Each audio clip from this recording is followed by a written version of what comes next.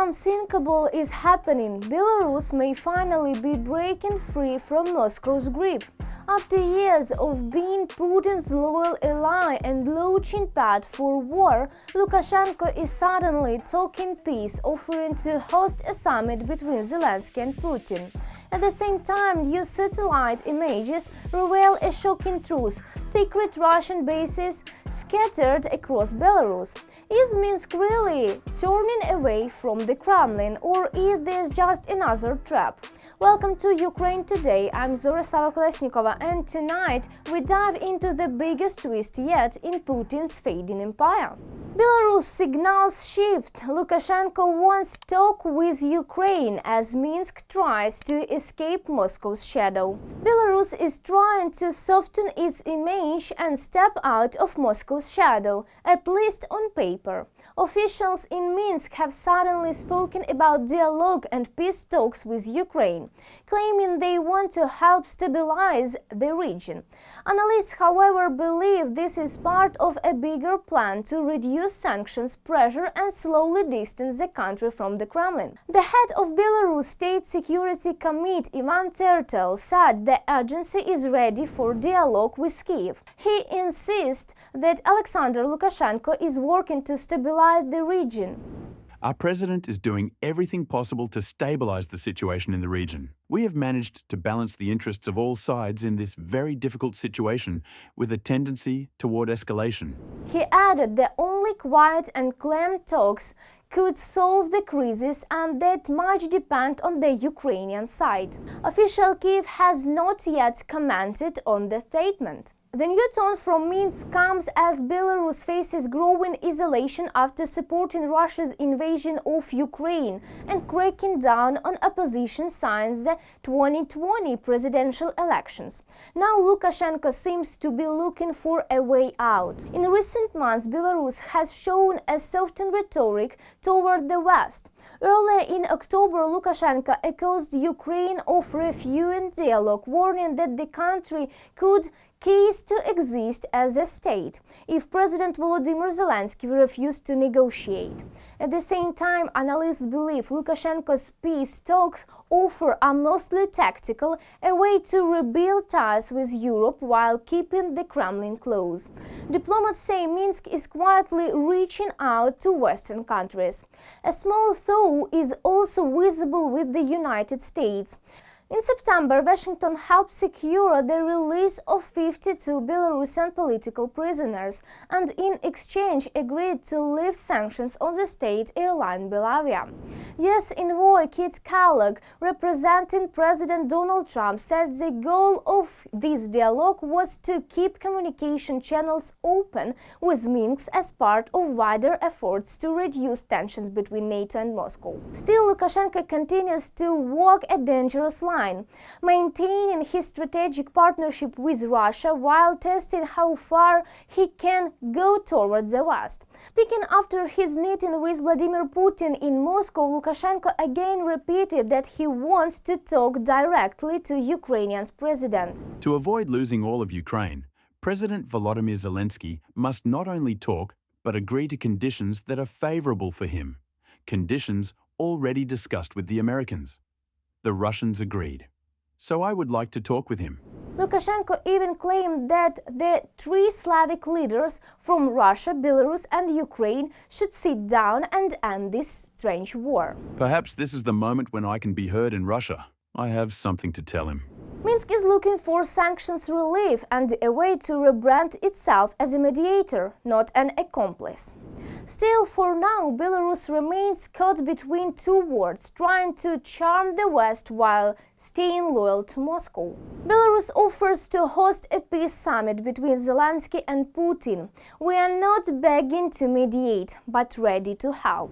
In a sudden and bold statement, Belarus announced its readiness to host a direct meeting between Ukrainian President Volodymyr Zelensky and Russian leader Vladimir Putin, claiming the move is meant to ensure peace.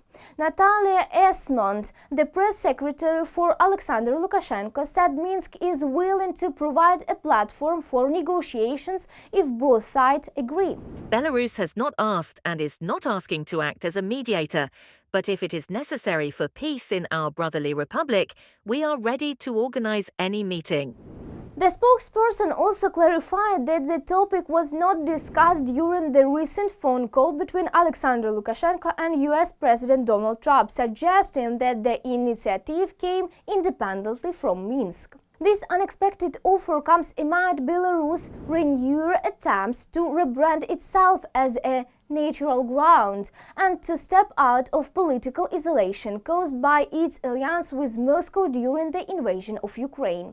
Whether this is a diplomatic or another political maneuver remains unclear.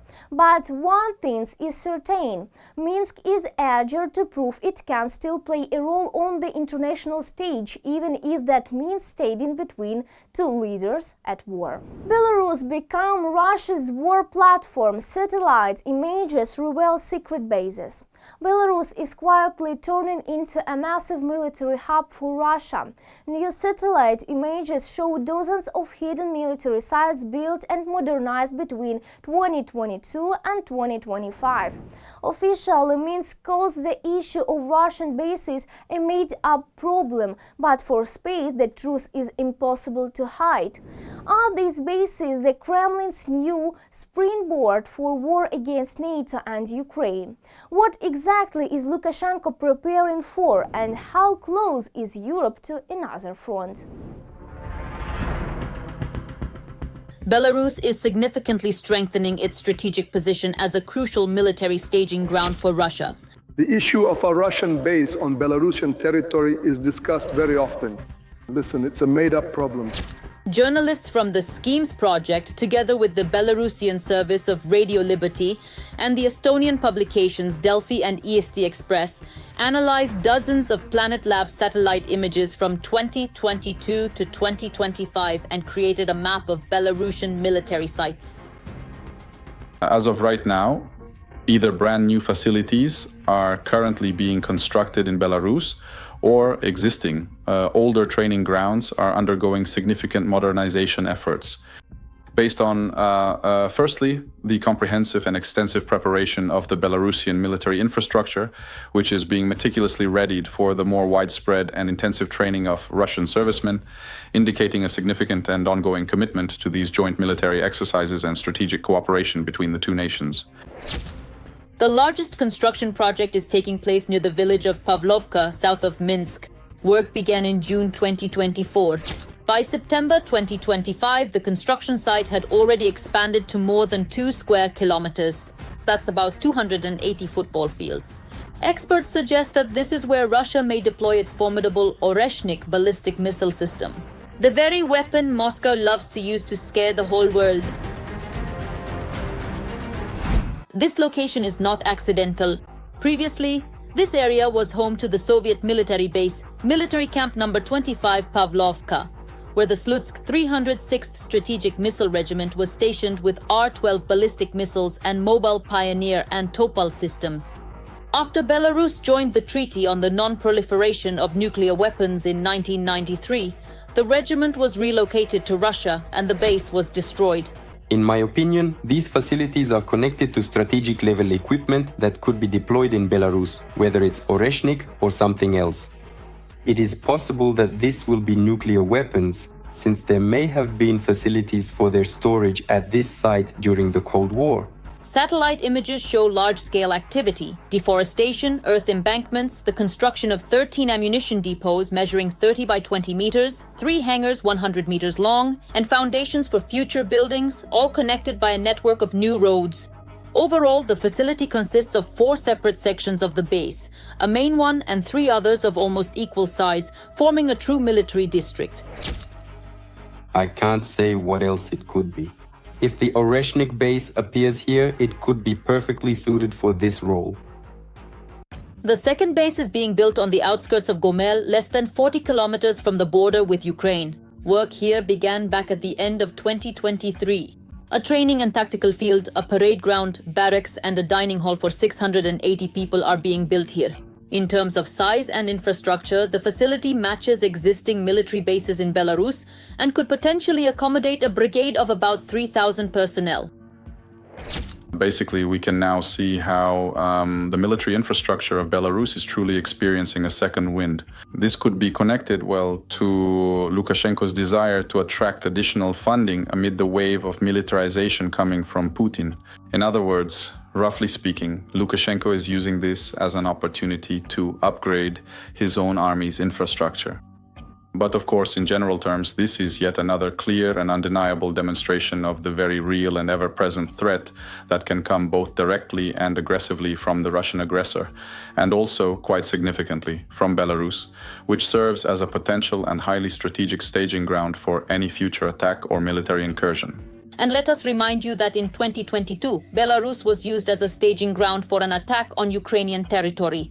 From its territory, huge columns of military equipment advanced and about 700 missiles were launched.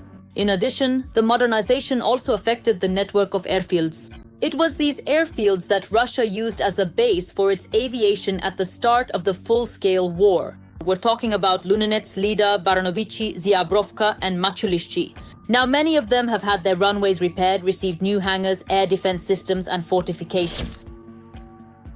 If Russia really does have plans for a new large-scale invasion of Ukraine or one of the EU countries from the territory of Belarus, it will be impossible to do so without a massive redeployment of aircraft to Belarusian airfields. It is precisely the movement of airplanes and helicopters to these bases, as well as the deployment of additional air defense systems, that will become an obvious signal of the Kremlin preparing for offensive actions. In the central part of the country, near Osipovichi, a different kind of logistics is noticeable: the development of the 465th Missile Brigade. New hangars for the Iskander-M warehouses and the construction of a separate railway branch between this brigade and the neighboring 1405th Ammunition Base. The latter, according to the investigation, is considered one of the possible sites for the modernization of storage infrastructure, which experts associate with the preparation of high-security facilities, not ruling out the possibility of storing Russian strategic munitions there. The military exercises themselves are a very serious and concerning signal of the direct and deliberate preparation by the Russian Federation, as well as its various satellite states and allies, for active and aggressive military actions either against Ukraine from our northern strategic front direction, or, which is currently and perhaps more realistically, of course, the critical Suwałki issue, meaning a potential and devastating strike against both Poland and Lithuania, two sovereign nations. That's why all of this is an extremely alarming signal, which is being actively assessed directly by NATO. We can see how, in parallel, the North Atlantic Alliance has also been conducting a series of military exercises for many months now, starting with Iron Defender 2025 in Poland, and then in October there will be nuclear exercises. And in addition, of course, there is the redeployment of NATO forces closer to the alliance's eastern flank as a demonstration of readiness for possible provocations from the Russian Federation. Belarus has long set itself on the path of complete subordination to Russia. New military bases, modernized training grounds, strategic missiles, all of this is turning the country into a part of Putin's military machine. Every warehouse, every hangar, every road is a step toward turning the country into a territory from which Moscow can threaten not only Ukraine, but all of Europe. And judging by the pace of construction, this process is not just continuing, it is accelerating. Every voice matters. Join our community, support independent journalism, and help us bring you the truth from Ukraine. Become a member of Ukraine Today. Join us now. That's all for today on Ukraine Today. If you believe the truth must be louder than Russian lies, like, comment and subscribe. Support independent journalism, become a sponsor and stand with us on the information front. Together, we expose the Kremlin's secrets, defend freedom and keep Ukrainians' voice strong. Stay informed, stay strong and stay with Ukraine.